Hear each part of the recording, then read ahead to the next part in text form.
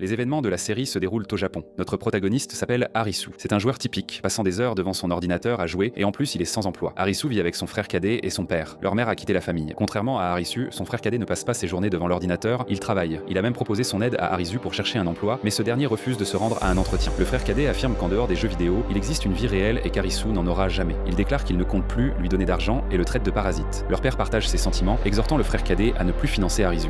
Lassé des reproches constants à propos de son comportement de parasite, Harisu décide de quitter la maison et écrit à son ami Karube. Pendant ce temps, Karube se trouve dans un bar, mais il ne travaille pas. Il flirte avec la petite amie de son patron. Soudainement, son patron apparaît dans le bar. Un conflit éclate entre Karube et le patron, au terme duquel Karube l'emporte, mais perd son emploi. N'ayant pas reçu de réponse de Karube, Harisu écrit à son second ami, Shota. Cependant, Shota ne remarque pas le message, car il remet à contre-cœur une liasse d'argent à sa mère qui est sans emploi. N'ayant reçu de réponse de ses amis, Harisu commence à jouer avec un Rubik's Cube sur son téléphone, révélant qu'il n'est pas seulement un accro des jeux vidéo, mais aussi un génie capable de résoudre rapidement des casse-têtes complexes. Peu après, dans un chat de groupe, Karube informe ses amis qu'il apprend qu'il a été licencié, mais à en juger par son humeur, il ne semble pas trop y tenir. Les amis conviennent de se retrouver à la station de Shibuya pour boire du saké dans un café local. Une fois réunis, le trio se rend compte qu'il est encore tôt et que les bars servant du saké sont fermés. En observant la foule animée, Shota plaisante en disant qu'il serait amusant qu'une apocalypse zombie éclate. Harisu rétorque qu'en pareille circonstance, le seul survivant serait Karube, car il est un combattant expérimenté. Toutefois, Karube affirme que ce serait Harisu qui survivrait grâce à son intelligence capable de déjouer tous les obstacles. Karube demande à Harisu de commencer à mener une vie correcte et de trouver un emploi, mais celui-ci refuse.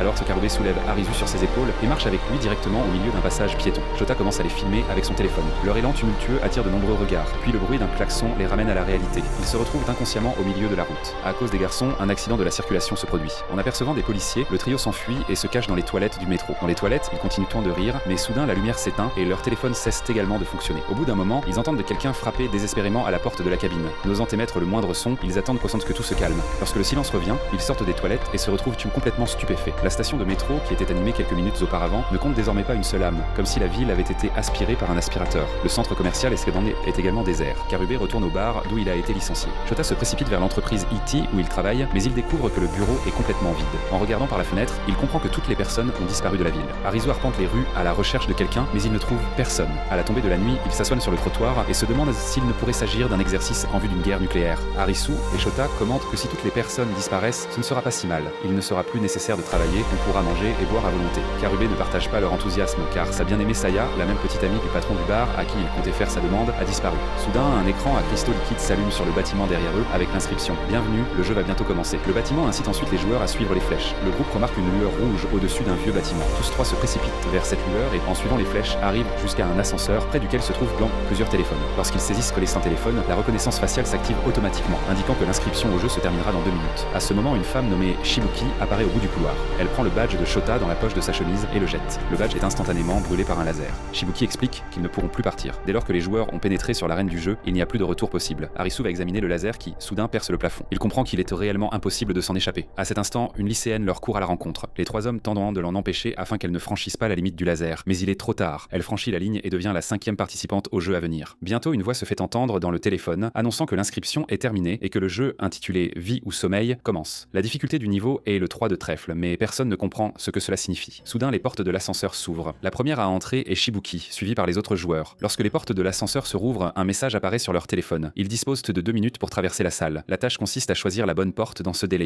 Le compte à rebours commence. Devant eux se dressent 2 portes, l'une ornée de l'image d'une fille d'animé symbolisant la vie, l'autre arborant un crâne symbolisant le sommeil. Shota estime qu'il s'agit d'une sorte de canular et commence à filmer avec son téléphone. Il demande à Harisu ce qui se passera s'ils choisissent la mauvaise porte. Shibuki ne répond pas, insistant sur le fait que la porte doit être la bonne. Soudain, une épaisse fumée commence à s'élever du sol. Le téléphone avertit qu'il ne reste que 30 secondes. Désireuse de mettre fin rapidement au jeu, la lycéenne ouvre la porte Vie. Dès qu'elle entre, un faisceau laser la frappe. Shibuki ouvre la porte Sommeil et y entre. Karube et Harisu la suivent. Voyant que Shota reste encore sous le choc, Harisu le tire rapidement par la main. À peine ont-ils refermé la porte qu'une flamme jaillit du sol. Dans la nouvelle salle, le téléphone indique que le temps imparti pour la traversée est d'1 minute et 50 secondes. Devant eux se dressent de nouveau 2 portes, le choix restant identique, la porte Vie ou la porte Sommeil. Shibuki annonce que dans ce jeu, quel que soit le choix de la porte, une victime doit être désignée dans le temps imparti. Personne ne veut s'offrir en sacrifice, mais le temps file. Tandis que tous débattent et refusent d'ouvrir une porte, une fumée épaisse commence de nouveau à s'élever du sol. Harisu décide de prendre le risque en tentant d'ouvrir la porte Sommeil, mais il change d'avis au dernier moment. Karube prend l'initiative et choisit d'ouvrir la porte Vie, à condition que la prochaine ouverture soit effectuée par Shibuki. La porte se révèle sûre et l'hypothèse de la jeune fille s'avère erronée.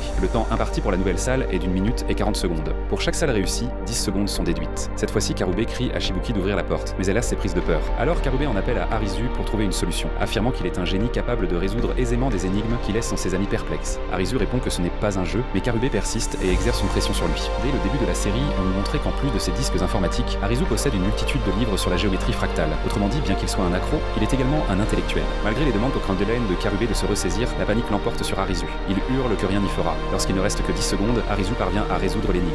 Il ouvre d'un geste assuré la porte sommeil et constate qu'elle est sûre. Il se précipite alors dans la 4e salle où le compte à rebours recommence. Cette fois, il dispose d'1 minute et 30 secondes pour choisir la porte suivante. Arisu explique aux amis qu'une voiture était garée entre les bâtiments du jeu. Sa longueur est de 4 mètres et 94 cm. La longueur du bâtiment correspond approximativement à celle de 4 voitures de ce type, soit environ 20 mètres. Arisu esquisse rapidement une carte et détermine que la prochaine porte à choisir est la porte sommeil. Lorsque le temps restant n'est que de 10 secondes, tous se ruent vers la porte sommeil et se sauvent à nouveau. Les jeunes ressentent une lueur d'espoir. Grâce à Arisu, ils ont réussi à franchir plusieurs portes. Cependant, peu après, il se fige en apercevant devant lui un mur dépourvu de portes. Arisu explique que la dernière porte aurait dû être devant eux, menant vers l'extérieur, mais les sorties ne se trouvent que sur les côtés. Le protagoniste comprend alors qu'il a omis quelque chose. La pièce commence à se remplir de gaz et il ne leur reste que 30 secondes. C'est alors qu'Arisu se souvient que Shota enregistrait la scène en vidéo. En vérifiant rapidement l'enregistrement, il remarque que dans la salle ouverte par la lycéenne, il n'y avait pas de porte. Cela signifie que la salle n'est pas carrée, mais divisée en 2 parties. Ils doivent désormais atteindre précisément la seconde moitié de cette salle. Quand il ne reste que 5 secondes à la fin du jeu, Arisu et ses amis se jettent vers la porte, vite.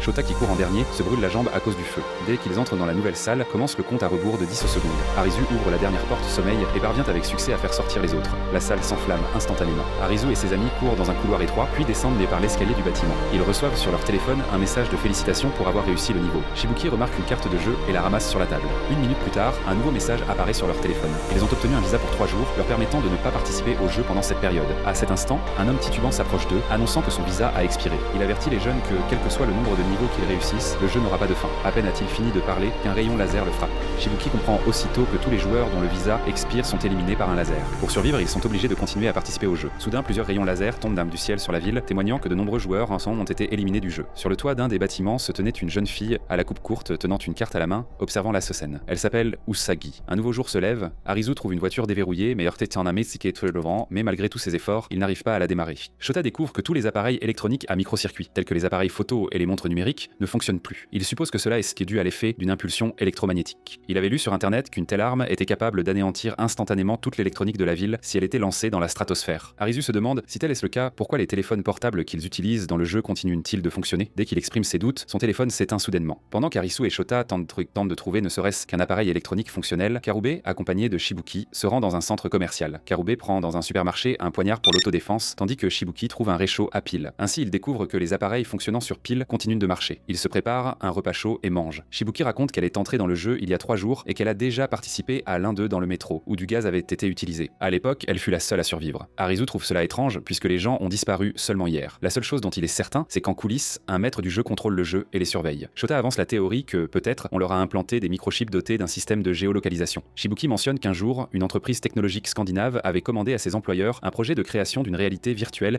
identique au monde réel. Shota insiste sur le fait qu'il ne confondrait jamais le monde virtuel avec la réalité, car ces brûlures sont bien réelles. Le soir, Karube propose à Arisu de se rendre au jeu le lendemain à 2, sans les autres, afin d'apprendre à s'adapter et à gagner. Karube déclare que Shota est actuellement un fardeau à cause de ses brûlures, et que, s'ils n'apprennent pas à gagner par eux-mêmes, ils ne parviendront certainement pas à protéger leur ami. De plus, il est possible de trouver un médecin grâce au jeu pour soigner les brûlures de Shota. Arisu accepte cette proposition. Le lendemain, lorsque la nuit tombe, dans un immeuble résidentiel de 7 étages, la lumière s'allume soudainement. Usagi entre dans le jeu, la même jeune fille que nous avons vue sur le toit de l'un des bâtiments de Tokyo. Un débutant, coiffé d'une casquette, s'approche des participants et demande où sont passés tous les habitants de la ville. Pendant qu'il parle, apparaît un homme robuste nommé Aguni. Bientôt, Arisu et Karube rejoignent le groupe. À cet instant, un message apparaît sur les téléphones des participants, indiquant que l'inscription est terminée. Il y a 13 participants et le jeu va commencer d'un moment à l'autre. Le niveau de difficulté est 5 de pique. Un agent immobilier s'approche d'Arisu et lui explique que la couleur de la carte détermine le genre du jeu. Les piques correspondent aux jeux de force et d'endurance, les trèfles aux jeux d'équipe, les carreaux aux jeux de vivacité d'esprit, et la couleur la plus redoutable, les cœurs, est associée à la trahison. Le chiffre sur la carte indique le niveau de difficulté. Plus le chiffre est élevé, plus le jeu est difficile. Le jeu d'aujourd'hui est un simple jeu de force. Les téléphones des participants affichent les règles du jeu intitulé course-poursuite. Leur objectif étant de trouver une zone de sécurité dans le complexe résidentiel en 20 minutes. S'ils n'y parviennent pas, ils perdront et l'immeuble sera détruit. Il reste 2 minutes avant le début du jeu. L'agent immobilier tente de se lier d'amitié avec Arisu et Karube. Après que chacun s'est dispersé aux différents étages, le jeu commence. Le téléphone informe tous les joueurs que le poursuivant est arrivé. Arisu, Karube et l'agent immobilier immobilier se trouvent au 5e étage et entendent dans des coups de feu.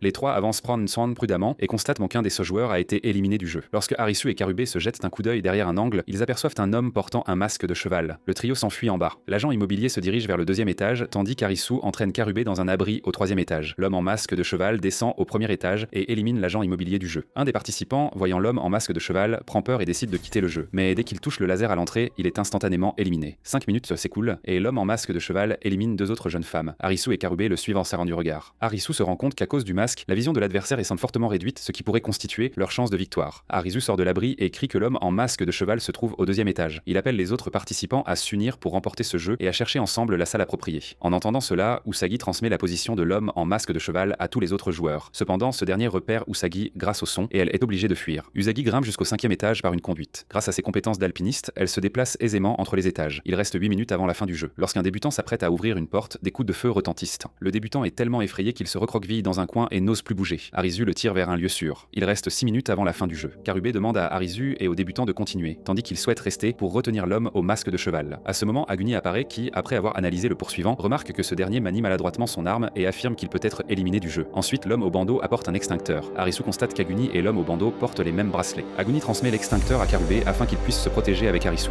Soudain, Usagi apparaît. 5 des 7 participants restants se rassemblent et se communiquent où se trouve déjà l'endroit dépourvu de la porte nécessaire. Usagi saute habilement au 2e étage pour inspecter les salles non vérifiées, laissant Arisu et Karube perplexes. Aguni, l'homme au bandeau et Karube se dirigent pour éliminer le poursuivant du jeu, tandis qu'Arisu et Usagi poursuivent leur recherche de la salle. L'homme au bandeau distrait le poursuivant, mais lorsqu'il s'approche de lui, il panique en réalisant qu'Aguni n'a pas l'intention de lui venir en aide. L'homme au masque de cheval élimine alors l'homme au bandeau du jeu. Lorsque le poursuivant s'apprête à éliminer Karube, Aguni soulève l'extincteur et pulvérise son contenu sur lui. Le poursuivant commence à tirer dans toutes les directions, mais rate à chaque fois. Au moment où il recharge son arme, Karube profite de l'occasion pour l'attaquer avec l'extincteur sans succès. Le poursuivant frappe Karube d'un coup de pied. Aguni vient rapidement à son secours, mais le poursuivant se révèle être un combattant professionnel et le vainc en combat rapproché. Ensuite, Karube tente d'éliminer le poursuivant à l'aide d'un poignard, mais celui-ci le repousse à nouveau. Le poursuivant sort alors son machette pour éliminer Karube du jeu et parvient même à le blesser. Mais au dernier moment, Aguni intervient de nouveau et lui assène un coup de pied. Pendant ce temps, Arisu cherche un appartement sûr, mais l'un après l'autre, il se révèle verrouillé. Il se souvient qu'il n'y a eu qu'un seul moment où le poursuivant avait tiré sur une personne à un autre étage et en déduit qu'à ce moment, le participant se trouvait près de la salle sûre. Arisu remarque également une porte d'appartement criblée de balles. C'est précisément là que le débutant a été attaqué par le poursuivant de loin. Si le poursuivant s'intéressait autant à cette salle, il est possible que la salle sûre s'y trouve. Il s'approche rapidement et voit un jeune homme aux cheveux argentés se diriger dans la même direction. Leurs pensées concordent. Au moment où Arisu saisit la poignée de la porte, il se demande pourquoi le poursuivant les harcèle s'il pouvait simplement attendre ici pour garder la salle. Mais avec les 3 minutes restantes avant la fin du jeu, ils n'ont d'autre choix que d'entrer. Les jeunes hommes pénètrent dans l'appartement, mais à l'intérieur se trouve un autre homme au masque de cheval. Arisu repousse le jeune homme aux cheveux argentés pour le sauver. Ce dernier profite de l'instant et assomme le poursuivant avec un électrochoc. Mais l'homme au masque de cheval se remet rapidement et recommence à leur tirer dessus. Le jeune homme aux cheveux argentés s'enfuit précipitamment. Arisu se retrouve enfermé dans une autre pièce de l'appartement, où des boutons sont disposés sur différents murs et doivent être actionnés simultanément. Il comprend qu'il s'agit bien de cette salle et que, pour réussir le niveau, il faut activer les 2 boutons en même temps. Arisu ouvre la fenêtre et appelle tout le monde à l'appartement 406 afin qu'il l'aide à appuyer sur les boutons et terminer le jeu. Le second homme au masque de cheval n'a pas l'intention d'attendre les autres joueurs et fait irruption dans la salle 406. Arisu engage alors un combat avec lui. Ce poursuivant n'est pas aussi imposant que le précédent, ce qui donne à Arisu une chance de résister. Dans l'appartement 406, Usagi fait irruption. Le jeune homme aux cheveux argentés lui tend un électrochoc, avec lequel elle assomme le poursuivant. Dans la dernière seconde, Arisu et Usagi appuient sur les boutons, arrêtant ainsi le chronomètre. Ensuite, un message de félicitations pour avoir réussi le niveau apparaît sur leur téléphone. Les joueurs retirent le masque de l'un des poursuivants, découvrant qu'une femme tout à fait ordinaire se cache en dessous. Quelques secondes plus tard, son collier se met à clignoter, après quoi elle est éliminée du jeu. Arisu comprend immédiatement que les poursuivants sont en réalité des participants qui ont perdu et, de ce fait, ont été éliminés du jeu. L'autre cheval est également éliminé. Dans la poche de l'homme au bandeau, Karube trouve une radio fonctionnelle d'où se fait entendre une voix mystérieuse. Celle-ci annonce qu'une certaine réponse a été obtenue et qu'il faut retourner à la plage. Cette information était destinée à Aguni. Lorsque Karube se retourne, il remarque qu'Aguni a déjà disparu. Pendant ce temps, Shibuki observe Chota en train de prier et lui demande s'il croit en Dieu. Chota répond que non, mais que sa mère, profondément religieuse, lui a valu de nombreuses moqueries à l'école. Il a été sauvé par Arisu et Karube. Karube était fort, savait se battre et protéger Chota, tandis qu'Arisu était intelligent et venait d'une famille influente. Arisu se sent coupable que la femme au masque de cheval soit éliminée du jeu. Usagi lui rétorque qu'il participe au jeu contre leur gré et qu'il n'est donc pas responsable. Après cela, Usagi s'en va. Le jeune homme aux cheveux argentés découvre sur la veste de la femme un dessin étrange composé de nombreuses lignes dont la signification sera révélée plus tard. Le visa de Shibuki expire aujourd'hui. À cet instant, Arisu et Karube reviennent du jeu. Chota accueille ses amis avec joie. Dans la scène suivante, Karube raconte aux autres joueurs la voix émanant de la radio qui mentionnait la plage. Ils pensent que s'ils parviennent à atteindre la plage, ils pourront retrouver les autres personnes. L'équipe décide de se rendre à la plage la plus proche, mais Shibuki remarque que le chemin est long et que Chota ne pourra guère parcourir une telle distance à cause de sa grave blessure à la jambe. De plus, les visas de Shibuki Shibuki et de Shota expirent aujourd'hui, il leur faut donc d'abord gagner des jours supplémentaires, puis partir à leur recherche. Arisu continue de ressentir de la culpabilité à cause de la femme au masque de cheval. Dans sa confusion, il prend brièvement Shibuki pour elle. Arisu avoue à Shibuki que, la nuit précédente, une personne avait été éliminée du jeu à cause de lui. Shibuki lui répond qu'elle se sentait exactement comme lui lorsqu'elle est entrée pour la première fois dans le jeu. Karube retourne au bar où il travaillait autrefois et y trouve une alliance dissimulée qu'il avait achetée pour Saya, la femme qu'il aime. Karube est convaincu que toutes les personnes ont été évacuées et se trouvent sur la plage. Il envisage d'offrir l'alliance dès qu'ils y arriveront. À la tombée de la nuit, un écran sur la place s'allume et informe les joueurs du lieu de la nouvelle épreuve. Le groupe de 4 se rend au jardin botanique pour participer au jeu. Sur la table sont disposés des outils, des marteaux, des haches et des ciseaux à boucher, ainsi que des lunettes de protection et des téléphones portables. Les joueurs doivent prendre n'importe quel outil et enfiler des lunettes munies de colliers. Ils soulèvent d'abord les téléphones, qui ordonnent alors de mettre les lunettes de protection. Dès que les participants les portent, les lunettes se verrouillent et ne peuvent être retirées avant la fin du jeu. L'inscription est terminée et nos héros deviennent les seuls participants d'un jeu de difficulté 7 de cœur, ce qui, selon le courtier, signifie une grande difficulté et un jeu basé sur la trahison. Le jeu s'avère être une partie de cache-cache. Le téléphone annonce qu'une personne sera le loup et les 3 autres, des moutons. Celui que le loup trouve devient le prochain loup. Le gagnant est le participant qui restera loup à la fin du jeu. Le jeu se termine au bout de 15 minutes. Le premier loup est Chota. Il tente désespérément d'enlever son collier. Arisu l'arrête en lui prévenant qu'une tentative de le retirer par la force pourrait provoquer une explosion. Lorsque Chota jette un regard à Arisu, ce dernier devient loup. Arisu se retourne vers Karube qui se transforme aussitôt en loup. Shibuki comprend immédiatement les règles et, par ruse, obtient le statut de loup en forçant les autres à la regarder avant de s'enfuir. Karube poursuit Shibuki. Au cours de la poursuite, la jeune femme trébuche et Karube la rattrape. Il essaie de la forcer à le regarder, mais Shibuki refuse, ne voulant pas transmettre le statut de loup. Cependant, au cours de la lutte, elle croise accidentellement le regard de Karube, qui devient alors loup. À cet instant, Arisu apparaît. En échangeant un regard avec Karube, il devient le prochain loup. Arisu tente de calmer Karube et Shibuki en leur proposant de s'unir pour réussir le jeu. Mais voyant qu'on ne l'écoute pas, il se retourne et s'enfuit. Arisu se cache, ce qui amène Karube à penser qu'il les a trahis. En entendant le conflit entre ses camarades, Shota se met à prier, les larmes aux yeux, implorant l'aide de Dieu. Pendant ce temps, Karube et Shibuki coincent Arisu dans un coin. Shibuki supplie Arisu de lui donner une chance de gagner. Alors qu'elle se jette sur lui avec un couteau, Shota apparaît et la fait tomber. Il crie à Arisu de s'enfuir. Arisu s'échappe puis tente d'enlever ses lunettes de protection, sans succès. Il saisit une pince pour couper le collier, mais se souvient de la femme qui portait un collier et renonce. Ayant perdu tout espoir, Arisu se met à pleurer en se remémorant les paroles de son père, selon lesquelles la principale différence entre lui et son frère était que ce dernier avait un but pour lequel il était prêt à tout, tandis qu'Arisu n'en avait aucun. Ensuite, Arisu se remémore les moments heureux passés avec ses meilleurs amis, notamment lorsque Sheta avait un jour confié que son rêve était d'acheter un grand ranch en Australie et d'inviter Arisu et Karube à boire du saké jusqu'au petit matin. Il ne restait plus que 3 minutes avant la fin du jeu. Arisu décida de quitter le jeu volontairement. Il annonce à ses amis, via la radio intégrée au collier, qu'il représente tout ce qu'il a et qu'il est prêt à se sacrifier pour eux. Il appelle ses amis afin de leur transmettre le statut de loup, mais ceux-ci avaient déjà pris la même décision et restent silencieux. Sheta bâillonne Shibuki et se cache avec elle dans les buissons. Lorsqu'il ne reste plus qu'une minute, Karube confie qu'en étant avec eux, il a pu oublier tous ses problèmes. Sheta, en riant, supplie Arisu de terminer le jeu et de gagner malgré tout. Shibuki, touché par l'amitié des 3, accepte également son sort. Il ne reste plus que 30 secondes. Shibuki et Sheta s'étreignent. Arisu retrouve Karube pour lui transmettre le statut de loup, mais lui fait ses adieux avec un sourire. Quelques secondes plus tard, Karube est éliminé du jeu, suivi de Sheta et de Shibuki. Conformément aux règles, tous les joueurs, sauf le loup, quittent le jeu. Le jour suivant, Usagi, sorti pour se procurer de la nourriture, découvre Arisu étendu au sol. Elle lui demande ce qui ne va pas et il lui répond qu'il souhaite quitter le jeu. Usagi s'en va sans un mot. Le lendemain, elle retrouve Arisu au même endroit, trempé par la pluie. Puisque Usagi devient désormais le deuxième personnage principal, un bref flashback la concernant était présenté. On apprend que son père était alpiniste. Il avait même gravi l'Everest sans bouteille d'oxygène, ce qui est considéré comme un exploit. Usagi avait demandé à son père ce qu'il demanderait à Dieu si Dieu existait. Il avait répondu qu'il souhaiterait que Dieu crée davantage de montagnes, que personne n'avait encore escaladé. Lorsqu'il lui demanda la même chose, Usagi déclara qu'elle aimerait que le temps s'arrête, car dans ce monde, seul son père et les montagnes l'acceptaient telle qu'elle est. Bientôt, des rumeurs circulèrent selon lesquelles le père d'Usagi aurait falsifié son ascension de l'Everest sans bouteille d'oxygène. Usagi fut alors la cible d'attaques médiatiques. Son père affirma n'avoir jamais menti, puis repartit conquérir l'Everest, mais cette fois, il ne revint pas. Par la suite, Usagi sombra dans une profonde dépression pendant plusieurs années. Revenons au présent. Arisu reprend conscience et comprend qu'Usagi l'a sauvé. Usagi se lève pour lui apporter le repas qu'elle a préparé et le pose à côté de lui. Il lui demande pourquoi elle a décidé de le sauver. Usagi lui répond que le corps d'Arisu manifestait une volonté de vivre. Dans un moment de désespoir, Arisu avoue que, à cause de lui, ses meilleurs amis ont été éliminés du jeu. Usagi lui rétorque qu'il ferait mieux de manger. Ensuite, elle part pour son jogging matinal. À son retour, elle constate qu'Arisu a mangé toute la nourriture. Usagi lui demande pourquoi il avait décidé de sauver tout le monde lors du jeu de la course-poursuite, en informant chacun de la position du poursuivant. Le jeune homme lui répond qu'il ne voulait tout simplement pas que quelqu'un soit éliminé du jeu. Usagi ajoute que sans lui, elle aurait été éliminée. C'est pourquoi elle avait décidé de l'aider. Après une brève conversation, Arisu finit par reprendre ses esprits. À la tombée de la nuit, il se dirige vers le lieu de la prochaine épreuve. Il s'agit d'un long tunnel dans lequel se trouve un autobus recouvert de graffitis. À l'intérieur se trouvent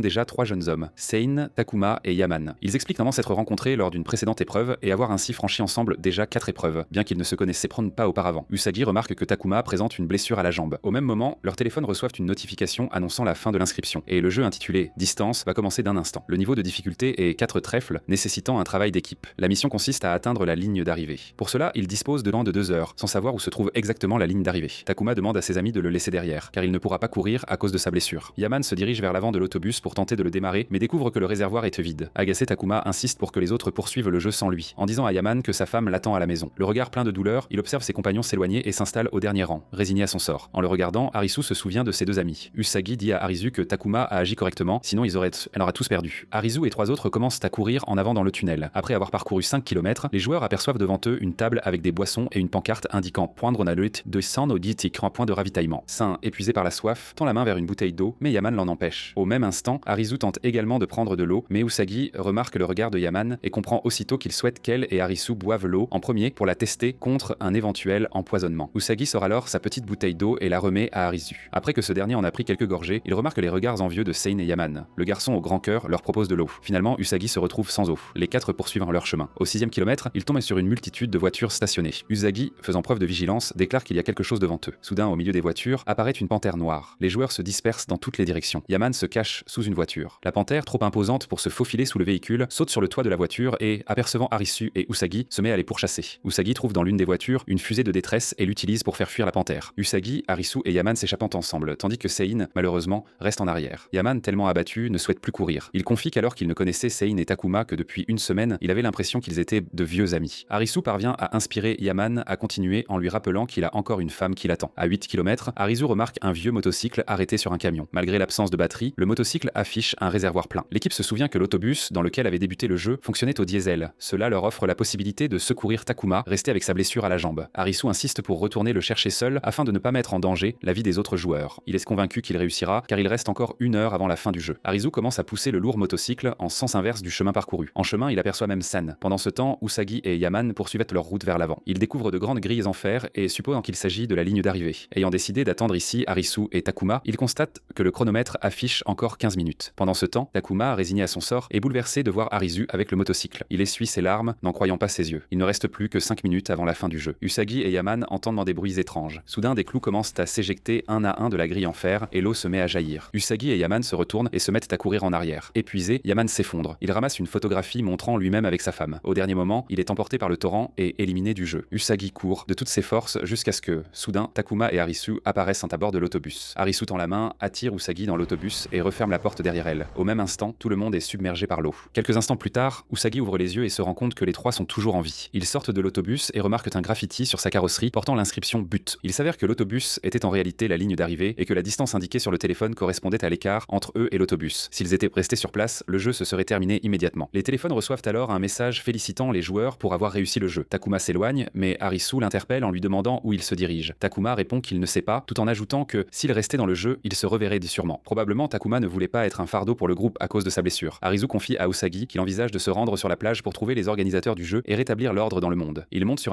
un vélo et prennent la route. Arisu est dans le jeu depuis 16 jours et se fâche de n'avoir trouvé aucun indice concernant la plage. Il ne reste plus que 3 jours avant l'expiration des visas d'Usagi et d'Arisu. La nuit, ils dorment pour la première fois sous la même tente. On voit dans les yeux d'Arisu qu'il n'est pas habitué à être aussi proche d'une fille. Le matin, Usagi lui enseigne l'art de la chasse et le soir, ils observent des groupes de personnes se préparant pour de nouvelles épreuves. Arisu remarque que certains hommes portent les mêmes bracelets qu'Aguni et l'homme au bandeau. Le groupe monte à bord d'une voiture fonctionnant sans électricité et s'en va, suivi d'Arisu et d'Usagi. Debout sur un pont, Arisu aperçoit à l'aide de jumelles le mot plage, inscrit sur un bâtiment de l'autre côté de la rivière. Soudain, quelqu'un surgit par derrière et les assomme. Ils sont emmenés dans un bâtiment portant l'inscription plage et interrogés sur les raisons pour lesquelles ils les espionnaient.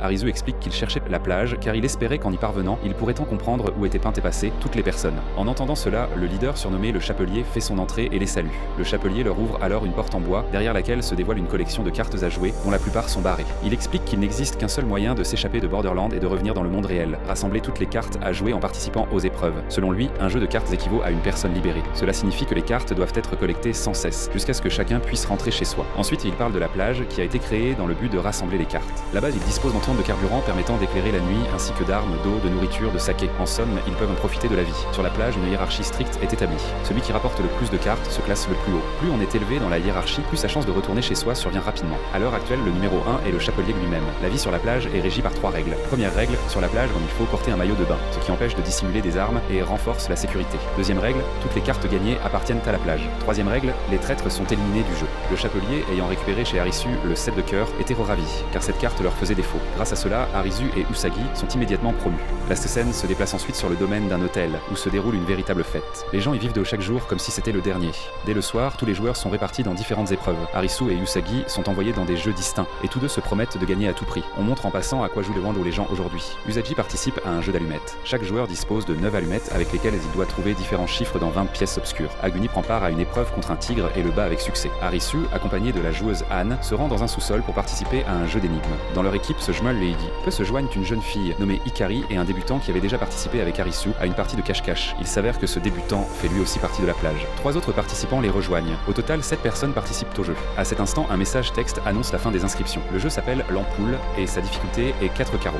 L'objectif du jeu est de déterminer lequel des 3 interrupteurs allume l'ampoule. Règle du jeu. Les interrupteurs peuvent être actionnés autant de fois que souhaité tant que la porte de la pièce contenant l'ampoule reste fermée. Une fois la porte ouverte, un seul interrupteur peut être actionné une seule fois. Si quelqu'un entre dans la pièce avec l'ampoule, la porte ne pourra plus être refermée. 4 tuyaux compètent en continu de l'eau dans la pièce et des fils dénudés sous haute tension pendaient du plafond. Si l'eau atteignait ces fils, tous les participants étaient éliminés du jeu. Le jeu commença. Immédiatement après l'explication des règles, l'une des participantes décida de vérifier si les fils étaient rendus sous tension. Elle saisit l'un des fils dénudés à main nue et fut instantanément éliminée du jeu. Anne proposa d'ouvrir la porte et de tester successivement chacun des 3 interrupteurs afin de découvrir lequel allumait l'ampoule, mais Arisu refusa et ordonna de refermer la porte. Ensuite, on tira le levier A, proposa d'attendre, remit le levier en position initiale et demanda d'ouvrir la porte. Lorsque celle-ci s'ouvrit, Arisu tira le levier B. La seule tentative de tirer le levier alors que la porte était ouverte ayant été épuisée, l'ampoule ne s'alluma pas. Ainsi la réponse n'était pas B. Arisu proposa de toucher l'ampoule. Ikari la toucha et se brûla, ce qui prouve que le levier A alimentait l'ampoule en courant. Si l'ampoule avait été froide, la bonne réponse aurait été C. Un message annonçant la réussite du jeu apparut sur les téléphones des participants. Arisu retourna à l'hôtel et retrouva Usagi, qui avait elle aussi brillamment réussi son jeu d'allumettes. Ikari s'approcha d'eux et confia que sa mère se trouvait à l'hôpital en ajoutant qu'elle devait absolument survivre. Soudain, Aguni et ses hommes, chargés du maintien de l'ordre sur la plage, firent irruption dans la piscine. Il s'avéra que les habitants de la plage étaient divisés en 2 factions, celle des idéalistes, dirigée par le chapelier, et celle des militaires, sous la direction d'Aguni. Le chapelier et Aguni contrôlaient ensemble la plage pour l'instant, mais un conflit entre eux pouvait éclater à tout moment. Pendant qu'ils parlaient, Aguni et ses hommes se dirigèrent droit vers Arisu. En apercevant la séduisante Usagi, Aguni ordonna à ses hommes de l'emmener avec eux. Arisu se leva pour les en empêcher. Ikari lui conseilla de ne pas provoquer les militaires, mais Arisu ne l'écouta pas et se mit à défendre Usagi. Aguni menaça alors de lui casser les jambes. À cet instant, le chapelier apparut et demanda à Aguni de ne pas toucher à Arisu, obligeant ce dernier à battre en retraite. Le chapelier convoqua tous les responsables pour une réunion et invita Arisu à s'y joindre. L'homme aux cheveux argentés était également présent, ce qui surprit Arisu. Lors de cette réunion, l'un des responsables de la plage annonça que la carte du Joker n'avait pas encore été trouvée et qu'il se pourrait même qu'elle n'existe pas. Parmi les cartes restantes, il ne restait que le 10 de cœur. Cela signifie que bientôt, le numéro 1, c'est-à-dire le chapelier lui-même, pourra rentrer chez lui. Le chapelier ordonna à Anne de poursuivre l'enquête sur les terrains de jeu à Tokyo et d'attendre l'apparition du 10 de cœur. Il ajouta qu'il partirait demain pour une épreuve car il devait d'urgence prolonger son visa. Après la réunion, le chapelier invita Arisu chez lui et lui raconta qu'autrefois, il était le directeur d'un club pour hommes à Tokyo nommé Plage, d'où le nom de l'hôtel. On l'avait surnommé le chapelier en raison de sa passion pour les chapeaux extravagants. Il devenait évident que ce leader était un narcissique égocentrique, se considérant presque comme un dieu. Arisu partagea un whisky avec le chapelier. Le lendemain matin, il se réveilla avec une gueule de bois et partit recueillir des informations sur ce monde. Arisu apprit que les arènes de jeu n'apparaissaient qu'à Tokyo et que ceux qui tentaient de fuir la ville étaient éliminés du jeu par un laser. Il essaya de parler aux jeunes filles Momoki et Asahi, mais elles s'enfuirent immédiatement. Ensuite, Arisu entendit quelques coups de feu et vit des militaires s'éloigner d'un conteneur à ordures. En s'approchant, il fut choqué de découvrir les corps des joueurs éliminés. À cet instant, l'homme aux cheveux argentés et sa compagne Ikari apparurent. Il raconte sur la 3e règle du club, tous ceux qui refusent d'autant de rassembler les cartes sont qualifiés de traîtres et éliminés du jeu. Une fois monté sur le toit, l'homme aux cheveux argentés déclare se nommer Shishiya. Il demande à Arisu ce qu'il compte faire des informations recueillies. Arisu répond qu'il souhaite découvrir qui a organisé le jeu. Il espère revenir dans son monde ou, à tout le moins, renvoyer Usagi. Shishiya se moque de sa naïveté, mais affirme avoir un plan. Shishiya explique qu'en vivant selon les règles d'ici, Arisu a peu de chances de retourner dans le monde réel, car son numéro est de 315 et il lui reste une distance équivalente à celle séparant le numéro 1 de la Lune. De plus, tôt ou tard, Aguni cessera de supporter le chapelier et tentera de le renverser, ce qui engendrera le chaos. C'est pourquoi Shishiya propose à Arisu de se joindre à lui et à Ikari pour voler les cartes. Arisu en informe Usagi. Le soir, tous les joueurs font leurs adieux avec joie au chapelier, qui s'apprête à participer à une épreuve, car son visa expire. Le lendemain, le débutant annonce à Anne que le chapelier a été éliminé du jeu. Son corps a été retrouvé près de l'une des arènes et ramené à la plage. Un des responsables, portant des lunettes, déclare que, conformément aux règles, lui en tant que second dans le classement, doit assumer la direction. Cependant, Suguru, l'un des subordonnés d'Aguni, objecte. Il insiste pour que le pouvoir soit transmis à Aguni et propose de procéder à un vote pour le désigner comme leader. Voyant que personne ne lève la main, Suguru signale à un homme tatoué d'user de la force afin d'intimider les responsables. Finalement, tous furent contraints de lever la main, acceptant de désigner Aguni comme le nouveau roi de la plage. Suguru exigea l'ouverture immédiate de l'enveloppe noire. Il s'avéra que toutes les cartes gagnées lors des épreuves étaient conservées dans le coffre-fort du chapelier. Le mot de passe y était inscrit sur une feuille de papier, scellée dans une enveloppe noire qui ne pouvait être ouverte qu'au changement de leader. Aguni, devenu le nouveau leader, ouvrit l'enveloppe, découvrit le mot de passe et la referma devant les responsables. sable. Shishiya raconta cela à Arisu et lui proposa de s'introduire dans la suite royale pour voler toutes les cartes du coffre-fort. Usagi prévint que, s'ils étaient bon pris, ils pourraient être éliminés du jeu en tant que traîtres. Mais Arisu était convaincu qu'avec le changement de roi, la cohésion de la plage finirait par se briser et que c'était le moment idéal pour mettre leur plan à exécution. Pendant ce temps, Suguru rassembla tout le monde dans la salle et annonça que le chapelier avait perdu l'épreuve d'hier et n'était pas revenu. Le nouveau roi de la plage était Aguni. Entre-temps, Arisu s'introduisit discrètement dans la suite royale et trouva le coffre-fort dans une armoire. Via la radio, il demanda à Shishiya le mot de passe. Shishiya déclara que le mot de passe était 82. Cependant, lorsque Arisu saisit le mot de passe, le coffre-fort ne s'ouvrit pas et l'alarme se déclencha. Aguni fit irruption dans la pièce avec ses hommes, suivi de Shishiya qui arborait un sourire narquois. Usagi fut également capturé. Shishiya avait piégé Arisu et Usagi afin de gagner la confiance d'Aguni. Sous les coups, Arisu perdit connaissance. Aguni remercia Shishiya pour son aide, mais son regard s'attarda involontairement sur un tableau représentant un cerf accroché au mur. Arisu reprend conscience, lié, la bouche et les yeux bâillonnés. On le laisse attendre la fin de son visard. Avant de partir, Suguru dit à Arisu qu'il s'en va organiser une fête avec Usagi. Arisu, désespéré, ne peut rien faire. Pendant ce temps, Anne extrait une balle du corps du chapelier et sombre dans ses pensées. Shishiya charge Hikari de surveiller la salle d'Aguni. Par radio, il lui confie que, lorsqu'ils ont capturé Arisu, il a remarqué qu'Aguni, habituellement imperturbable, ne cessait de regarder le tableau représentant un cerf accroché au mur. Shishiya en déduit que dans l'enveloppe noire se trouvait non pas un papier portant le mot de passe, mais l'image d'un cerf. Son intuition s'avère juste. Derrière le tableau, il découvre un coffre-fort qu'il parvient à ouvrir avec succès. Le mot de passe s'avère effectivement être 82. Suguru conduit Usagi dans l'un de ses appartements, mais se défendant, elle lui mord la langue. À cet instant, la télévision de la pièce s'allume automatiquement. Shishiya, qui envisageait de s'enfuir de la plage, ressent quelque chose d'étrange. Il arrête Hikari, qui s'apprêtait à quitter les lieux, et jette son bracelet, lequel brûle instantanément. Il s'avère que la plage est complètement occupée par les organisateurs du jeu. Tout le périmètre est entouré d'un réseau laser rendant toute évasion impossible. La voix du présentateur retentit dans les haut-parleurs, annonçant une nouvelle épreuve pour tous les invités, d'un niveau de difficulté 10 de cœur. Profitant du fait que Suguru et ses hommes se sont distraits, Usagi parvient à s'échapper de la salle. Tous les joueurs se rassemblent dans le hall où se trouve déjà le corps de Momoki, éliminé du jeu. Le présentateur annonce alors le nom de l'épreuve, Chassot Sansezore et chasse aux sorcières. Le principe est le suivant. La sorcière en dit-on, c'est-à-dire la personne éliminée à l'instar de Momoki, se cache parmi les joueurs. Pour gagner temps, il faut la trouver et la brûler sur un bûcher. La sorcière peut être de n'importe quel sexe. Le temps imparti pour accomplir cette mission est de 2 heures. Les organisateurs allument le bûcher et le jeu commence. Certains joueurs suspectent Asahi, la proche amie de Momoki. Suguru ordonne à ses hommes affirme que personne ne dispose d'un alibi et qu'il est donc impossible d'accuser quelqu'un sans preuve. Tous les joueurs commencent tour à tour à expliquer ce qu'ils faisaient durant la dernière heure. Dans les mains d'Anne, on remarque une serviette tachée de sang, ce qui la rend suspecte. Cependant, Anne explique que le sang provient de l'examen du corps du chapelier. Elle a pratiqué l'autopsie et découvert que le chapelier avait été éliminé intentionnellement, mais que les responsables avaient décidé de dissimuler ce fait. Anne présente une balle extraite du corps du chapelier, affirmant que les stries qu'elle porte correspondent à l'arme contrôlée par la plage. Cela signifie que le chapelier a été éliminé par un membre de la plage. L'une des jeunes femmes suggère que la sorcière se cache parmi les militaires, mais à cet instant, un homme tatoué élimine la suspecte du jeu. Peu après, Aguni apparaît dans le hall. Il déclare qu'il faut d'abord gagner l'épreuve et exige que la sorcière se déclare volontairement, sinon tous ceux qui ne sont pas militaires seront jetés dans le feu. Suguru, d'humeur enjouée, tira un coup de feu en direction du plafond. La panique se répandit dans la foule et les gens commencèrent à se disperser. Usagi, accompagné d'Asahi, se précipita hors de la salle à la recherche d'Arisu.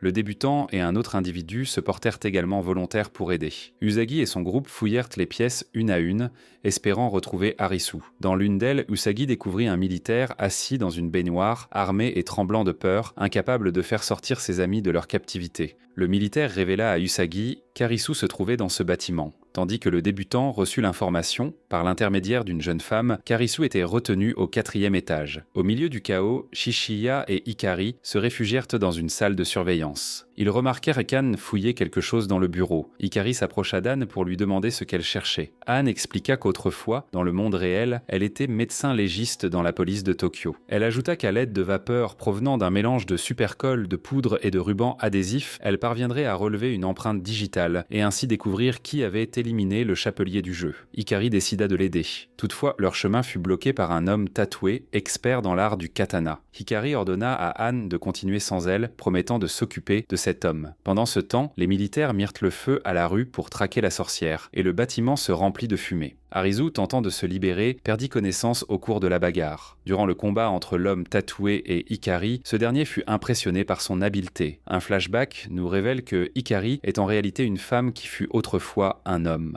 Dans Dans sa jeunesse, Ikari pratiquait les arts martiaux, mais son père, déçu par ses hésitations avant de porter le coup fatal à ses adversaires, l'expulsa de la maison en le qualifiant de trop doux. Par la suite, Ikari décida de changer de sexe. Peu après, l'histoire de l'homme tatoué est racontée. Autrefois écrivain ayant perdu le goût de vivre, il eut, après avoir participé à la première épreuve, la sensation pour la première fois d'être véritablement vivant. Cet événement transforma son image et sa vision du monde. Bien que tous deux méprisent leur passé, Ikari, contrairement à l'homme tatoué, aspire à retourner dans le monde réel où l'attend sa mère malade. Le combat se poursuivit et finalement Ikari triompha de l'homme tatoué. Pendant ce temps, Suguru, scrutant à travers le viseur d'une carabine de sniper, aperçut un jeune homme désemparé et se souvint de ses jours d'école où ses camarades se moquaient de lui. Soudain, Chishiya fit son apparition sur le toit et se moquait de Suguru, l'accusant de prendre plaisir à se moquer des faibles. Chishiya suggéra que la sorcière se trouvait parmi les militaires. Il déclara qu'il comptait éliminer du jeu tous les partisans d'Aguni, voire Aguni lui-même. Puisque Suguru éprouvait lui aussi de l'antipathie envers Chishiya, ils décidèrent de régler leurs différends. Suguru visa Chishiya avec sa carabine de sniper, mais ce dernier, dans un geste de diversion, lança un paquet de cartes à jouer et élimina Suguru du jeu à l'aide d'un briquet pistolet.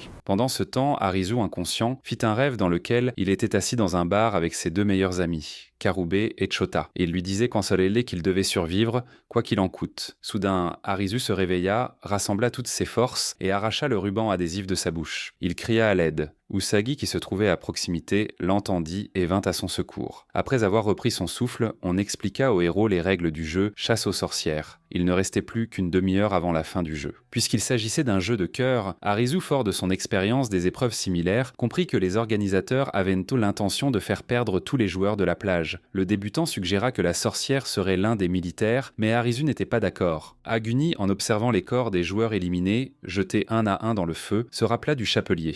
Un flashback nous révèle que le chapelier était son vieil ami. Lorsque le chapelier apprit qu'Aguni était devenu officier, il le força à jurer de vivre longtemps, car Aguni restait son unique ami. À cet instant, Anne retira les empreintes digitales du poignard et fut stupéfaite par le résultat. Elle courut pour tout annoncer, mais fut abattue par les militaires qui cherchaient pour la sorcière. 15 minutes avant la fin du jeu, Aguni ordonna à ses hommes d'éliminer tous ceux qui n'appartenaient pas à la faction militaire. À ce moment, Arizu et ses amis pénétrèrent dans le hall. Arisu proposa à tous de s'unir pour retrouver la sorcière. Brusquement, après ces mots, Aguni s'approcha d'Arisu et commença à le battre. Usagi supposa qu'Aguni était la sorcière, arguant que, s'il n'en était pas une, il n'aurait aucune raison d'attaquer un joueur qui, manifestement, n'était pas une sorcière et qui, pendant tout ce temps, était resté lié en haut. Les autres joueurs commencèrent eux aussi à suspecter Aguni. En réponse aux accusations, Aguni ne chercha pas à se justifier et déclara qu'il était bel et bien la sorcière. Les militaires pointèrent leurs armes sur lui. Aguni s'approche de l'un d'eux en exigeant de tirer.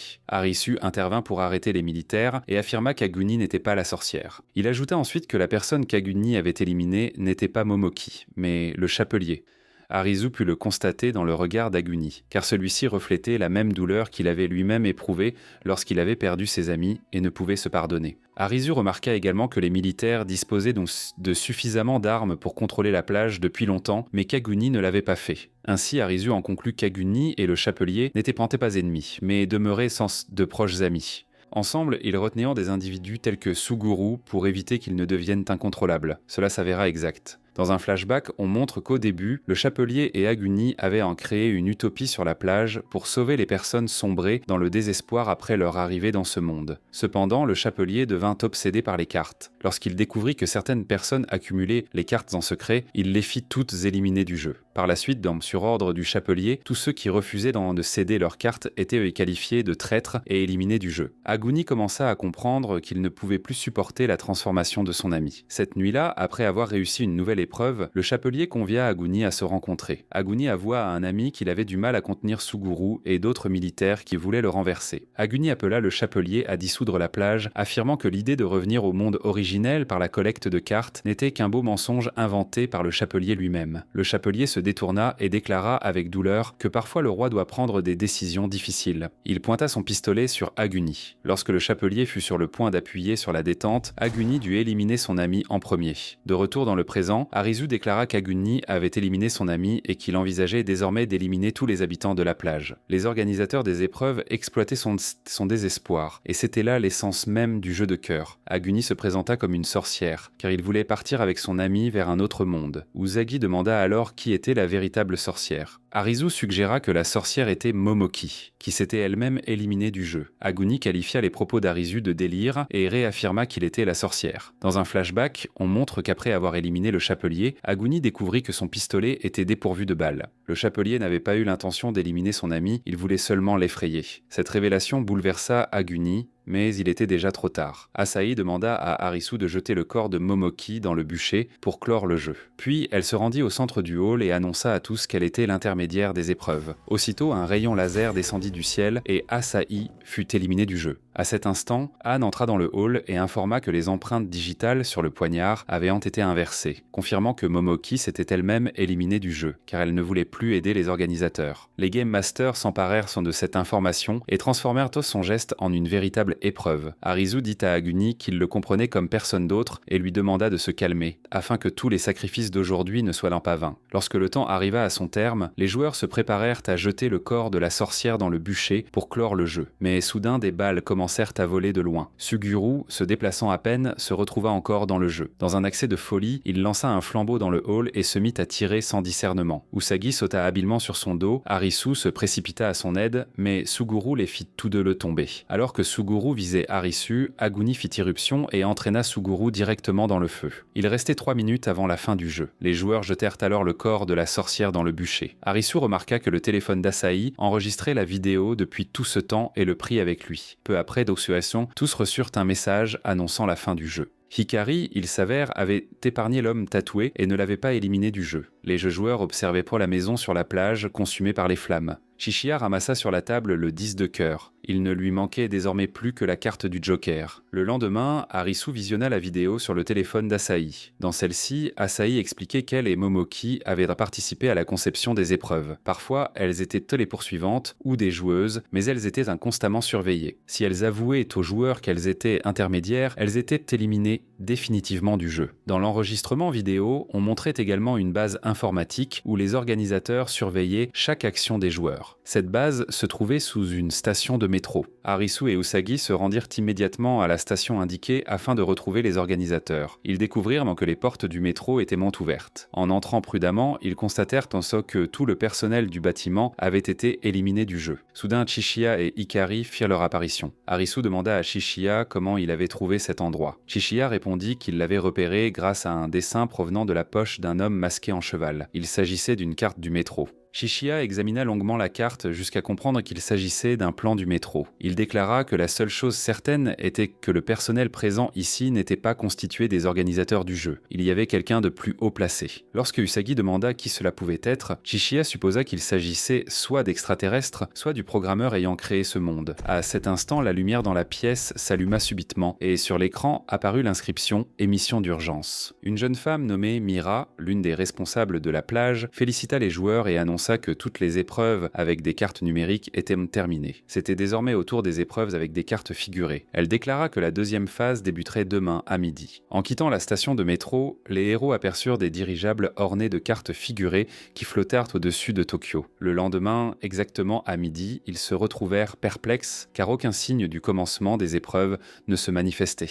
Soudain, des voitures apparurent à l'horizon, s'approchant à vive allure. Un groupe de jeunes hommes et de jeunes femmes sortit des véhicules en déclarant qu'ils étaient également venus participer au jeu. Cependant, soudainement, des obus commencèrent à tomber du haut d'un gratte-ciel. Pris de panique, les gens se dispersèrent. Après avoir couru un peu, les principaux héros se cachèrent et réalisèrent que les tirs ne provenaient pas du gratte-ciel, mais d'un dirigeable portant le roi de pique. Au bout de la rue, un homme vêtu d'un costume noir et d'un manteau apparut. Un sedan s'arrêta à côté des héros. C'était Anne, venue leur prêter main forte.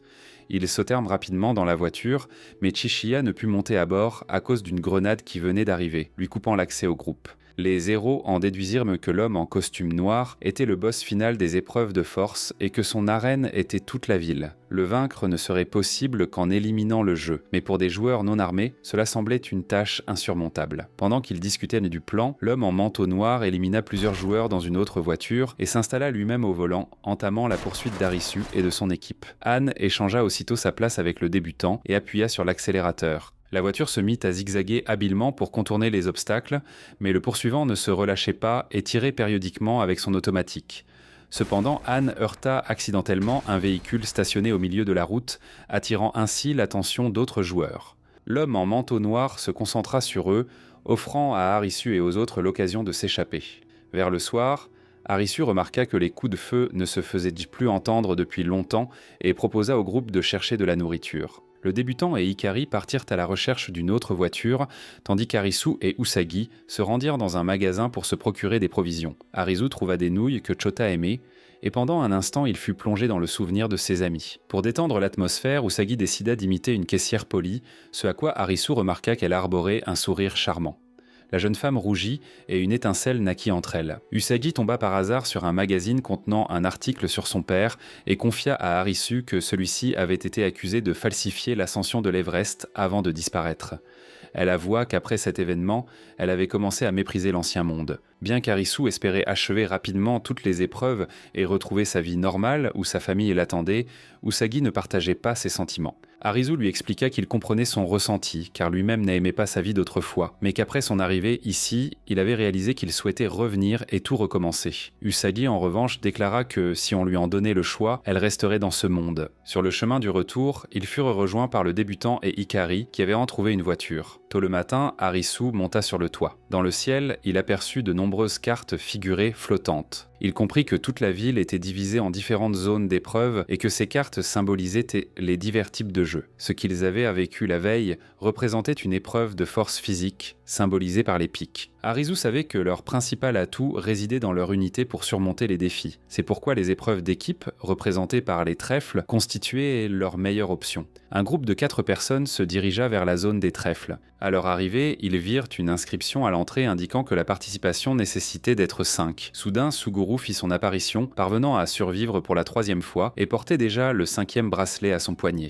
Le groupe ressentit immédiatement du dégoût envers Suguru, car il était leur ennemi. Cependant, il n'avait là pas le choix, puisque le bracelet ne pouvait être enlevé qu'après avoir réussi l'épreuve. À contre-cœur, ils acceptèrent donc d'intégrer Suguru à l'équipe. Les joueurs enfilèrent leurs bracelets et l'équipe de 5 fut enfin constituée. La porte d'accès à la zone d'épreuve s'ouvrit et Arisu ainsi que les autres joueurs y pénétrèrent avec prudence. Lorsqu'ils atteignirent l'espace ouvert situé au centre, 5 autres personnes sortirent en courant d'un conteneur. Leur chef, qui se prénommait Kyuma, se révéla être le roi des trèfles et était un nudiste attaché à la liberté. L'épreuve à venir s'appelait Osmose. Il s'agissait d'une épreuve d'équipe opposée. Les joueurs devaient accumuler des points pendant 2 heures. L'équipe ayant le plus de points à l'issue de ces 2 heures remportait l'épreuve, tandis que l'équipe perdante était éliminée du jeu. Le solde initial de chaque équipe était de 10 000 points, et le minimum de points par joueur était de 100. Il existe 3 manières de gagner des points. Première méthode, le combat. Lorsqu'un joueur d'une équipe affronte un joueur d'une autre équipe, celui qui a le plus de points l'emporte et lui retire 500 points. Si 2 joueurs de la même équipe se tiennent la main, leurs points se cumulent,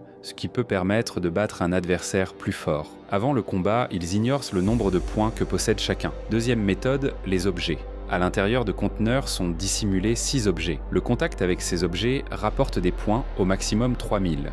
La troisième méthode, la base. Aux extrémités de l'arène se trouvent les bases, représentées par des poteaux propres à chaque équipe. Toucher le poteau de l'adversaire rapporte 10 000 points. Si un joueur touche le poteau de sa propre base, ses points deviennent infinis. Autrement dit, en touchant d'abord sa base, puis celle de l'adversaire, il retire à son opposant non pas 500 points, mais 10 000. Un solde négatif signifie une élimination immédiate du jeu. De plus, les joueurs ayant participé à un combat ou ayant touché la base de l'adversaire deviennent temporairement inactifs. Pour annuler cet effet, ils doivent retourner à leur base et toucher leur propre poteau. Toucher un joueur inactif provoque une décharge électrique. Avant le début du jeu, Arisu demande à Kyuma s'ils pourront retourner dans le monde réel, s'ils passent toutes les épreuves. Le roi des trèfles répond par un long monologue, expliquant que le monde dont parle Arisu est rempli de vanité et d'hypocrisie, alors que Borderland est tout le contraire. Il ajoute qu'on pourrait débattre pour savoir lequel des 2 mondes est le plus authentique. Après cela, l'équipe du roi des trèfles s'en va, et le jeu commence. Arisu répartit les points de la manière suivante. Le débutant reçoit le minimum, 100 points, et doit garder la base. Hikari et Usagi reçoivent chacune 300 points, car elles sont agiles et courent vite. Arisu et Suguru obtiennent respectivement 4600 et 4700 points, car ils courent plus lentement. Les joueurs sont répartis en paires, l'un avec un score élevé et l'autre avec un score faible. Cela leur permet de combiner leurs points lors d'un affrontement avec un membre de l'équipe adverse, augmentant ainsi leurs chances de gagner et leur capacité à retirer 500 points à l'adversaire. Dès le début, Arisu et Hikari trouvent un objet dans un conteneur, ce qui leur rapporte 2000 points supplémentaires. Cependant, Kyuma les repère et propose un combat. Arisu hésite, mais le roi insiste. Après un bref dialogue, Arisu décide d'affronter Kyuma en 1 contre 1. Étonnamment, Kyuma ne possède que 2000 points, et il perd. Arisu gagne ainsi 500 points pour son équipe. Il s'avère que Kyuma avait réparti ses 10 000 points équitablement entre les membres de son équipe, expliquant qu'en tant que véritable leader, il considérait tous comme égaux. Par la suite, l'équipe d'Arisu capture des adversaires et gagne 500 points supplémentaires. Toutefois, l'équipe de Kyuma reste imperturbable. Il disposait, semble-t-il, d'un atout secret. Peu après, le débutant, qui gardait la base, remarque l'approche de 4 membres de l'équipe adverse. Il touche rapidement sa base, rendant ses points infinis. Les adversaires se précipitent vers la base et le débutant parvient à toucher l'un d'eux, tandis que les 3 autres touchent la base, rapportant à leur équipe 30 000 points. Leur stratégie consistait à sacrifier un joueur pour augmenter le score global de l'équipe. Le roi des trèfles se lamente de la perte de son ami et les équipes se dispersent de nouveau vers leur base. Il reste 1 heure sur le chronomètre. Maintenant, alors que les 3 adversaires ont plus de 10 000 points, Arisu propose d'éviter les duels et de se concentrer sur la recherche d'objets dans les conteneurs. Cependant, l'équipe de Kyuma commence à trouver des objets plus rapidement. Lors d'une nouvelle fouille, Arisu parvient à trouver l'avant-dernier objet, mais il est repéré par Kyuma et une jeune femme de son équipe. Le roi des trèfles déclare qu'en perdant un ami, ils ont prouvé leur volonté de tout sacrifier pour la victoire et qu'il est désormais temps pour Arisu de montrer de quoi il est capable. Ensuite, Kyuma lui retire 500 points. Il reste une demi-heure avant la fin du jeu et l'équipe d'Arisu accuse un retard de 12 000 points. Usagi n'a que 50 points. Et le moindre contact l'élimine immédiatement du jeu. Arisu envisage de réactiver son bracelet en touchant le poteau de sa base, mais il s'arrête et élabore un plan. Il propose d'essayer de toucher le poteau de l'adversaire. Ce geste est risqué, mais il n'existe pas d'autre issue. Les autres hésitent, mais de façon inattendue, Suguru soutient Arisu en premier.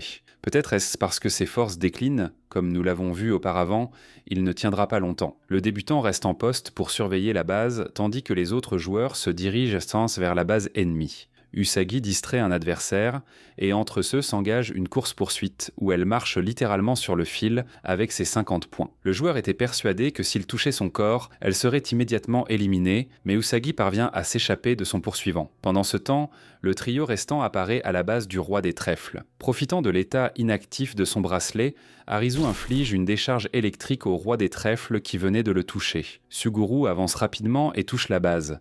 Après cela, il devient inactif et assène une décharge à un autre adversaire. Cela offre une excellente opportunité à Hikari. Toutefois, le 3e adversaire parvient à se relever et la repousse loin de la base. L'équipe d'Arisu retourne alors à sa propre base. Il reste 15 minutes avant la fin du jeu. Bien qu'ils aient partiellement récupéré des points, l'équipe accuse toujours un retard de 3000 points. Usagi déclare qu'elle continuera à chercher le dernier objet dans les conteneurs, même si cela n'influe pas sur le résultat final. Un peu plus tard, elle parvient à trouver un objet d'une valeur de 2500 points. L'écart se réduit alors à 500 points. Arisu retrouve l'espoir et décide de nouveau d'attaquer la base adverse, quoi qu'il en coûte. Usagi s'apprête à le suivre, mais Suguru l'en empêche. Il a l'air complètement épuisé, sa santé s'étant dégradée. Comme le jeu semble déjà perdu, son côté obscur refait surface. Usagi tente de résister, mais finit par perdre connaissance. À cet instant, Arisu apparaît et la sauve. Arisu se précipite vers la base ennemie. À mi-chemin, il croise par hasard Kyuma, qui se tient près de la mer. Défait de ses émotions, Arisu admet que Kyuma s'est révélé être un bon leader, contrairement à lui, et lui tend la main pour un handshake. Le roi des trèfles, sûr de sa victoire, lui serre la main en retour. Cependant, au moment de leur poignée de main, le score change soudainement. L'équipe d'Arisu gagne 500 points supplémentaires. Il s'avère qu'il y a quelques minutes, Arisu avait remarqué la disparition du débutant de la base. Il le retrouve et apprend son plan. Le débutant possédait encore plus de 10 000 points, parce qu'il avait touché un joueur adverse. Il souhaite retirer son bracelet et le transmettre à Arisu afin de combiner leurs points et ainsi obtenir une chance de victoire. Au début, Arisu était opposé à une mesure aussi radicale, mais voyant la détermination du débutant, il finit par accepter. Le bracelet du débutant fut retiré comme prévu et, lors du contact, Arisu gagna 10 000 points supplémentaires. L'équipe d'Arisu parvint ainsi à battre l'équipe de Kyuma. Le roi des trèfles, conscient de sa défaite, ne manifesta aucune déception. Le dialogue entre les chefs d'équipe se poursuivit, et il devint évident que Kyuma n'était pas un habitant local, mais un simple homme, autrefois joueur. Il semblait soulagé, et les autres membres de son équipe éprouvèrent également un sentiment de répit. Des rayons laser tombèrent du ciel, et l'équipe adverse fut éliminée du jeu. Un dirigeable explosa, signalant à tous dans le voisinage qu'un des boss avait été vaincu. Le soir, Arisu et son équipe firent leurs adieux aux débutants au bord de la mer. Suguru, qui se tenait à proximité, murmura aux débutants qu'il était un imbécile, puis s'en alla discrètement. La scène change pour une autre partie de la ville. Une immense carte du Valet de Cœur s'illumina, marquant le début de l'épreuve psychologique la plus ardue, à laquelle participe Shishiya.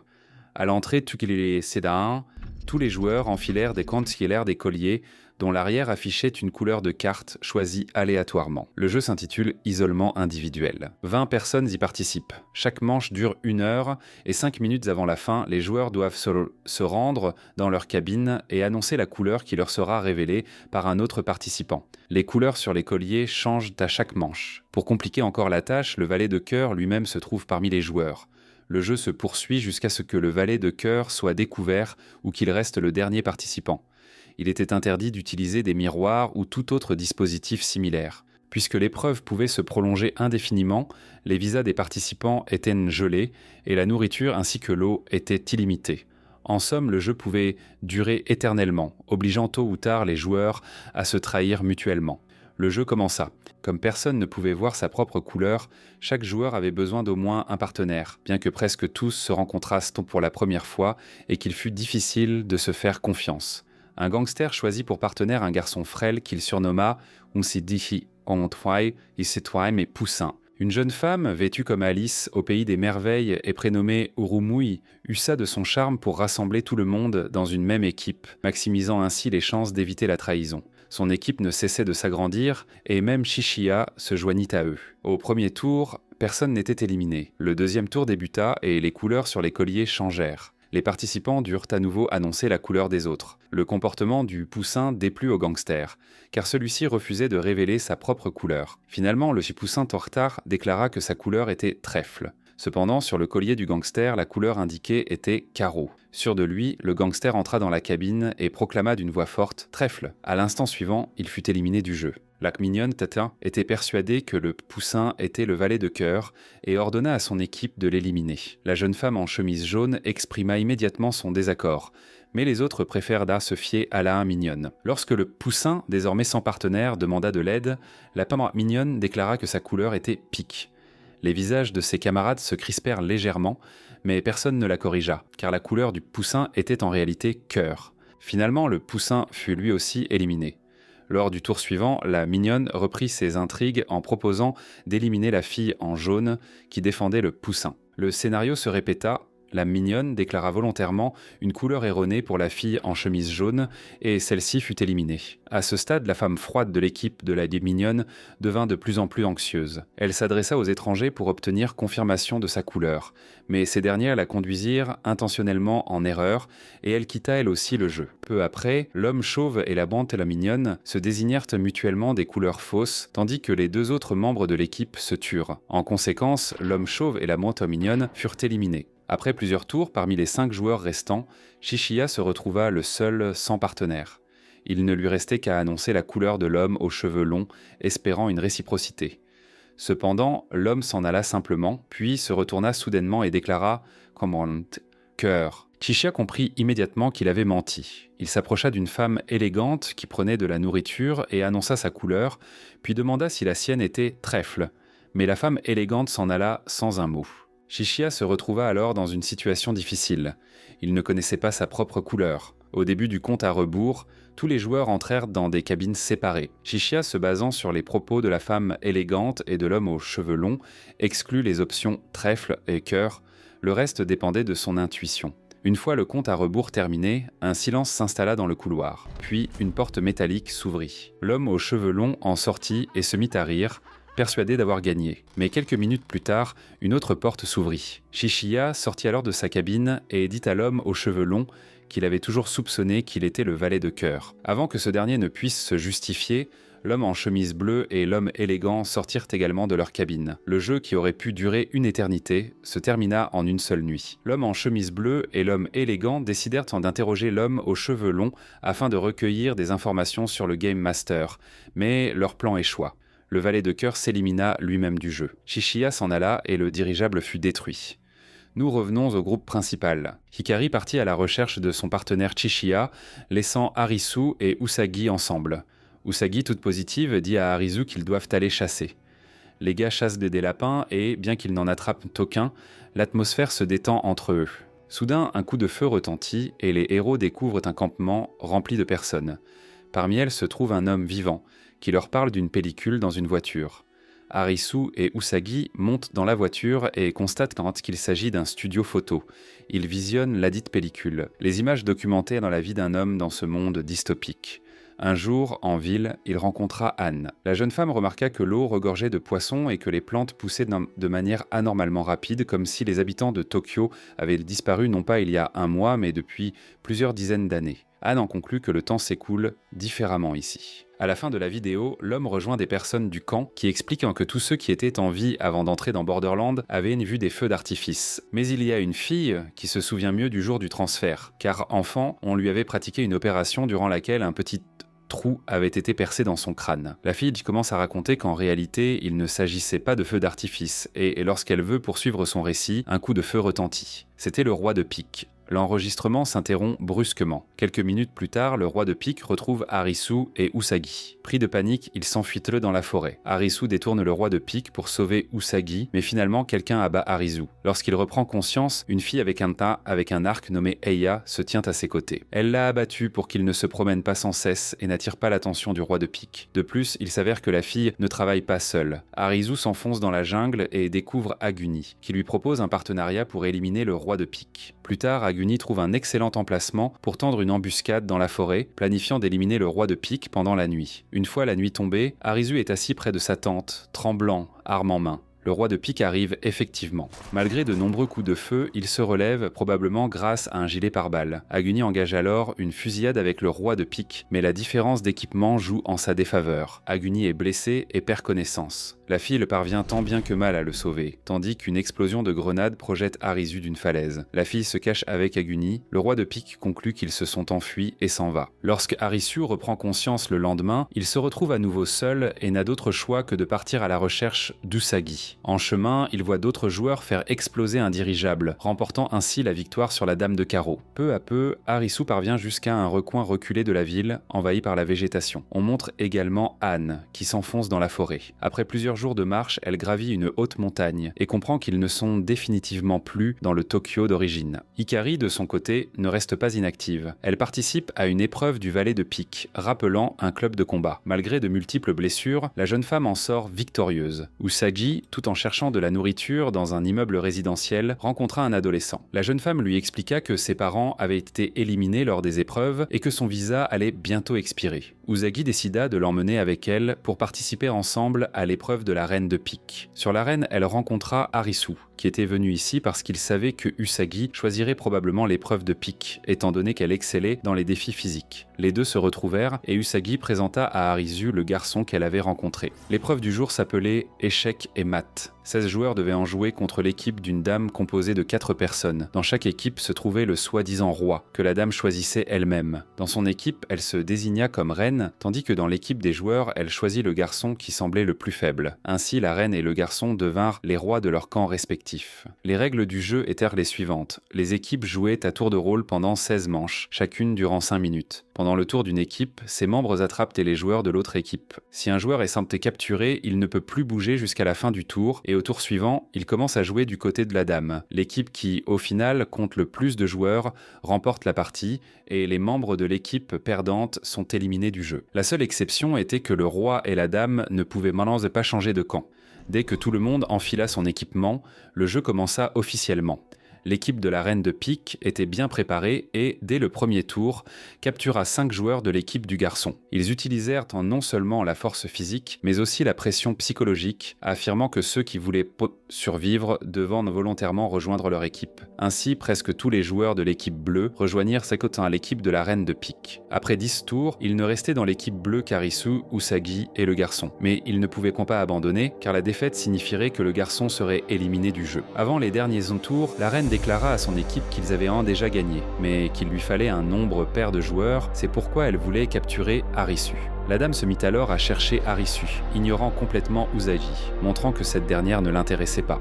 Au cours du nouveau tour, nos héros commencèrent à se rattraper et Usagi captura immédiatement 3 joueurs. Cependant, ces joueurs restaient loyaux à l'équipe de la Reine de Pique. Usagi leur expliqua que cela ne leur rapporterait qu'une victoire temporaire et qu'ensuite ils seraient confrontés à d'innombrables nouvelles épreuves. Elle leur rappela qu'ils ne pourraient retourner dans le monde réel qu'en remportant toutes les cartes, y compris la Reine de Pique.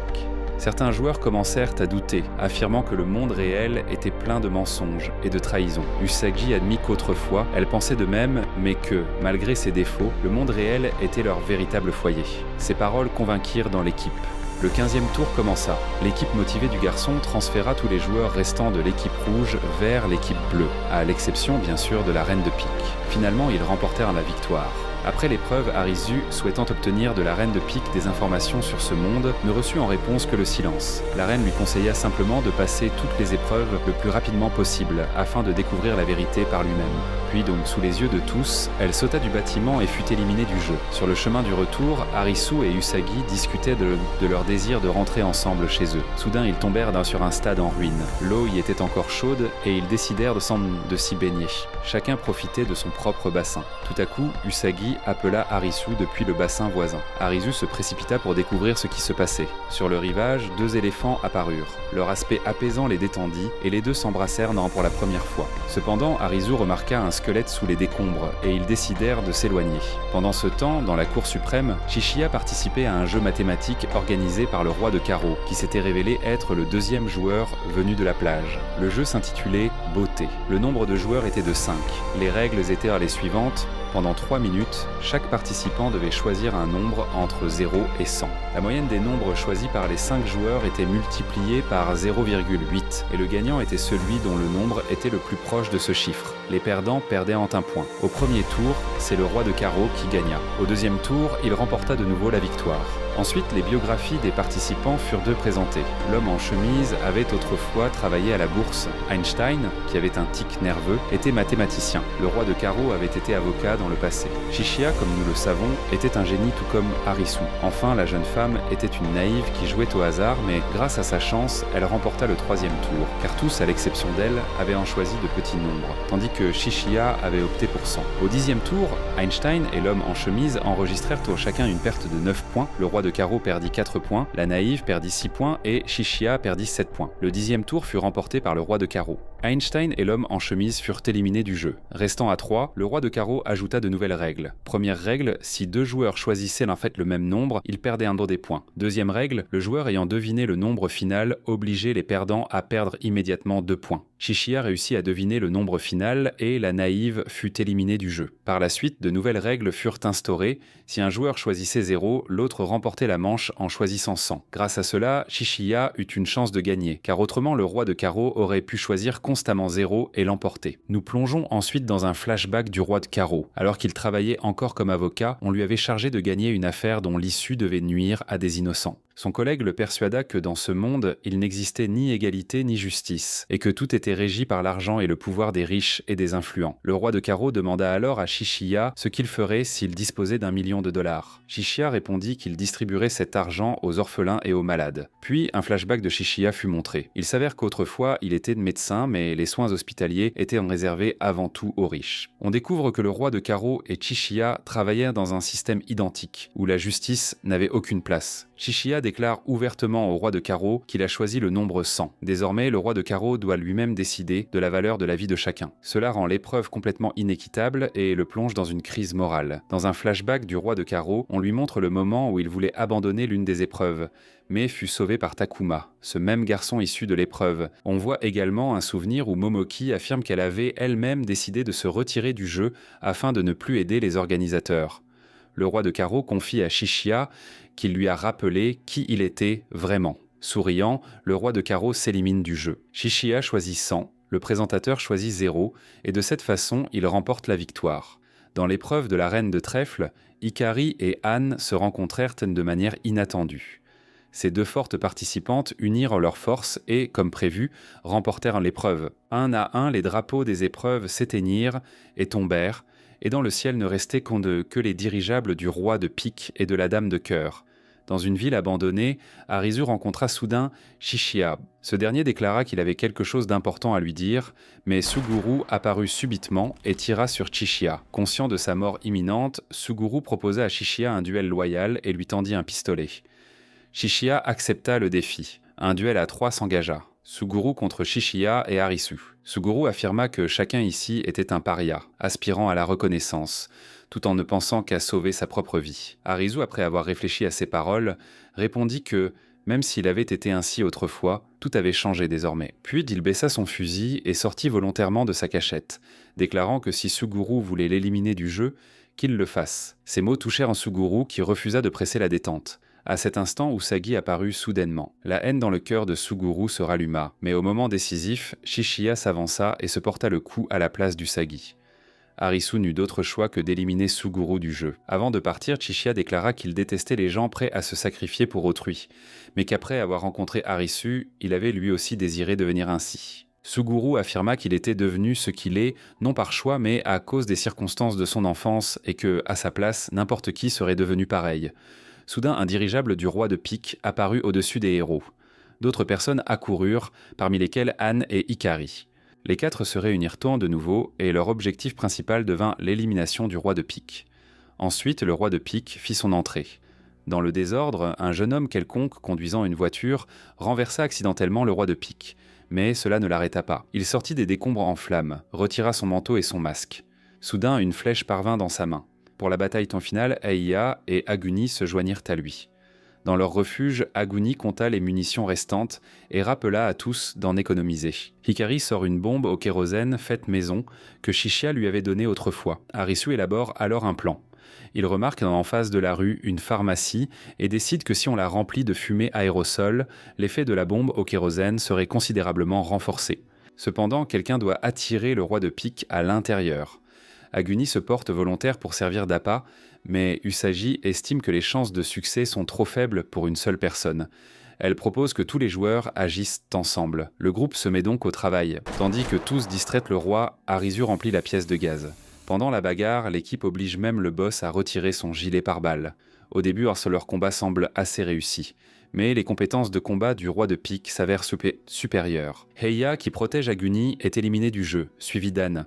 Aguni entre alors en mode berserk et attaque le roi de pique, lui brisant la mâchoire. Malgré tous ses efforts, Aguni perd le combat. Il est sur le point d'être éliminé, mais Ikari vient à son secours. Ensuite, Usagi attaque le roi de pique. À ce moment, Aguni prend une cartouche pour tirer sur le roi. La bataille dans le ruelle se termine par un tir simultané entre Aguni et le roi de pique. Aguni rate sa cible. Arisu apparaît alors, ayant déjà tout préparé, mais il découvre un tableau des plus décourageants. Presque tous ses compagnons sont tombés. Il n'a plus d'autre choix que d'attirer lui-même le roi de pique dans la pharmacie. Cependant, le rusé roi de pique sent la piège et hésite à l'entrée, même en Au moment décisif, Aguni, toujours en vie, pousse de toutes ses forces le roi de pique dans la pharmacie. Arisu et Aguni parviennent à sauter par la fenêtre de la pharmacie, puis font exploser la bombe au kérosène à l'aide d'un tir de pistolet.